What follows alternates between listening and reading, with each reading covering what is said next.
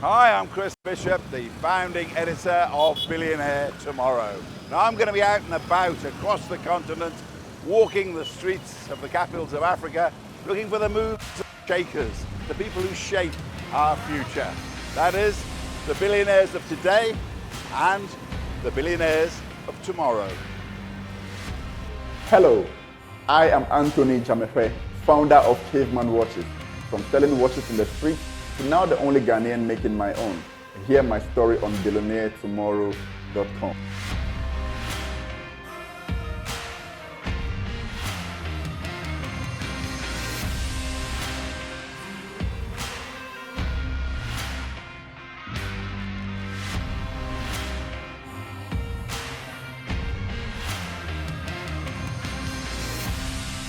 Now, you grew up in a small town Yeah. in the Volta region. Your first lesson as an entrepreneur was when you were very young in your mother's store. Just tell us what you learned there. Yeah, well, I was quite young. I was selling in my mother's shop, you know. So I think at that stage, I was exposed to the experience of being a salesperson, you know. So how difficult some customers could be, what actually influences the customer's choice in purchasing or not purchasing. So at a very early stage, I think that was very crucial experience for me. What was the best lesson you ever learned, you think, in those early days of selling? Well, not everybody was